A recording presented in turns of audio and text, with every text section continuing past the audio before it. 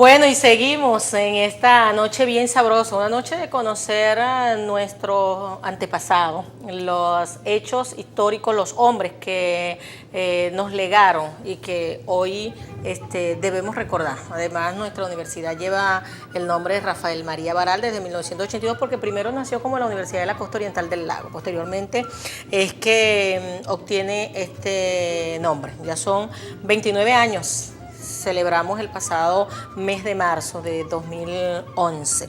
Ya el próximo año, 3 décadas de trabajo académico de esta Casa de Estudios Superiores.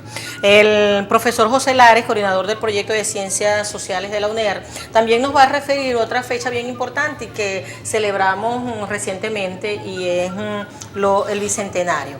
En Venezuela, desde el 19 de abril del 2010 hasta 5 de julio de 2011, se realizaron una serie de actividades, toda una agenda bien movida, no solamente en lo interno, sino inclusive en lo externo, para celebrar tan importantes fechas para nuestro país.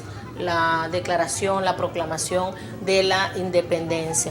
Profesor José Lares, hablamos sobre Bicentenario. Sí, yo creo que es oportuno, además que la fecha fue bien significativa para la universidad porque son los 200 años de Baral y son los 200 años del Bicentenario. Ajá. Desde el año pasado... Tenemos doble Bicentenario entonces. Doble Bicentenario y un esfuerzo bien grande que está haciendo, el gobierno nacional, el ministerio, a través de los órganos que le compete, ¿verdad?, particularmente como el Centro Nacional de la Historia, el Archivo General de la Nación, ha impulsado todo un redescubrir y reescribir la historia de Venezuela.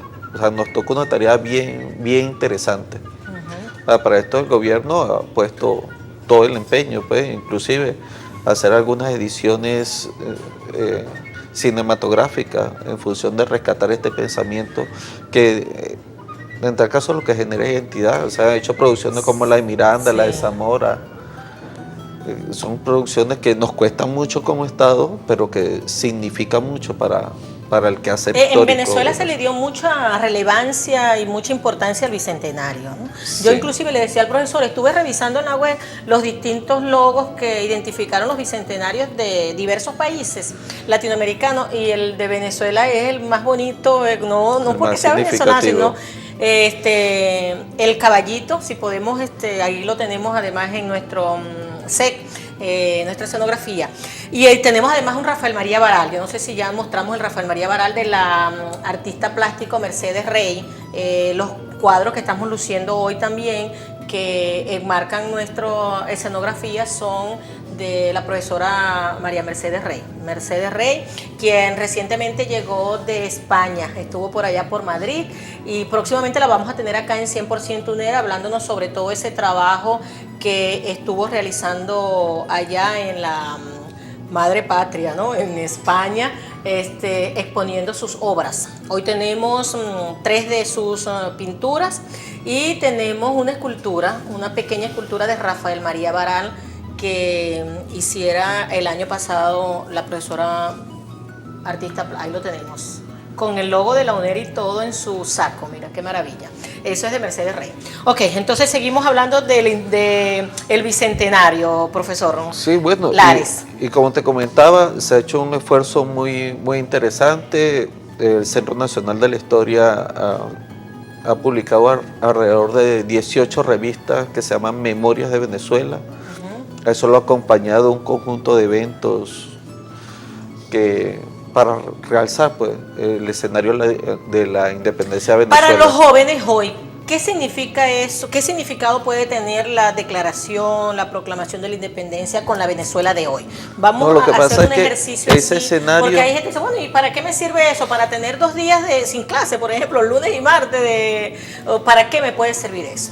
Bueno, es que a nosotros nos toca nuevamente escribir la historia de Venezuela. Ajá. Ese es un compromiso que tiene la sociedad de hoy en día. El pensamiento en torno a la independencia de Venezuela no está descubierto en su totalidad. O sea, nos quedamos con una línea de historia tradicional. Usted lo asomaba al principio, cómo se ha visto la historia de una manera tradicional, llena de fechas, encasilladas en archivos. De episodios muy aislados. De ¿no? episodios aislados, o sea, no una historia que nos permita ver a profundidad cuál es lo significativo de este proceso histórico. O sea, esa historia a nosotros nos toca volverla a escribir. Escribir sobre nuestros próceres, escribir sobre lo importante de ese proceso histórico. ¿Por qué es importante? Mira, a nosotros, toda sociedad está marcada por sus procesos históricos. Usted va a Francia y tiene no solamente que un realce sobre su proceso histórico, sino que tiene monumentos en torno a su proceso histórico. Y esos monumentos, ese realce, te genera un marco de identidad. Entonces nosotros, en la medida que no reconstruyamos nuestro proceso histórico, esos elementos en torno a la identidad, en torno a nuestros saberes históricos, siempre van a estar relegados a un lado. Entonces es bien interesante todo este esfuerzo que se está haciendo en función de redescubrir nuestra historia de Venezuela, reescribirla y que nuestros estudiantes sean parte de ese proceso histórico. En la medida que no son parte, por supuesto, eso siempre se queda alejado, sí, ¿no? Queda como un elemento de carácter secundario.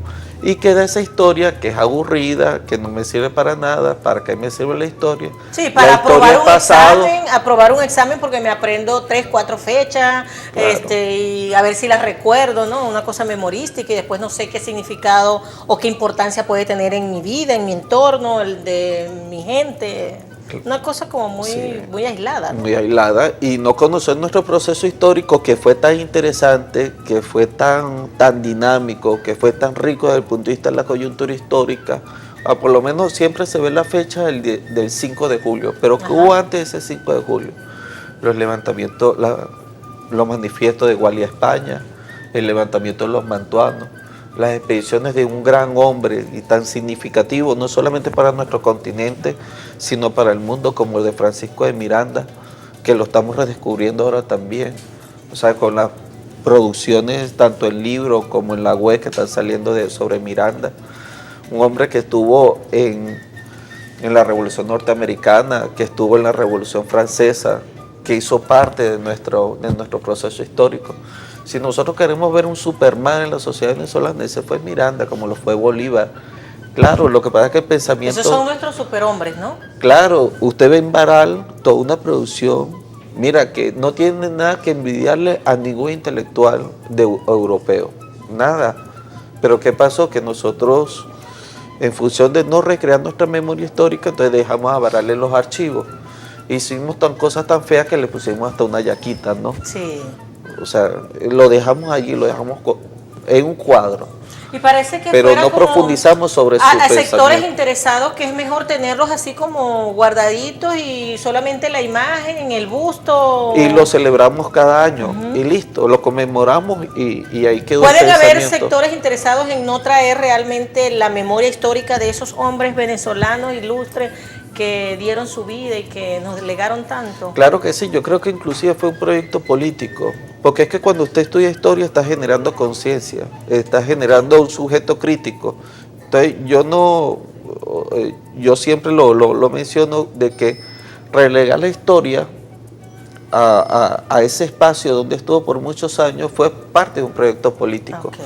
Fíjense cómo estudiamos nosotros. O sea, que hay toda una intención de brindar esa historia encajonada, aburrida, cansona, fea, de manera que a mí no me interese quiénes fueron esos hombres. Y progresivamente se le fue quitando el espacio, inclusive en la educación básica, en la educación media, en las universidades. Las cátedras de historia siempre quedaron. Ahora, como hay un resurgir del quehacer histórico, fíjense la importancia que nuestra universidad ya tiene una carrera de historia y geografía. A quienes les toca volver a escribir la historia de la costa oriental del lago a nuestros estudiantes. Ajá. Una historia que eso no aparece en ningún lado. Es importante el estudio de la historia. Sí. Entonces, y a propósito del Bicentenario, todo este esfuerzo que se está haciendo.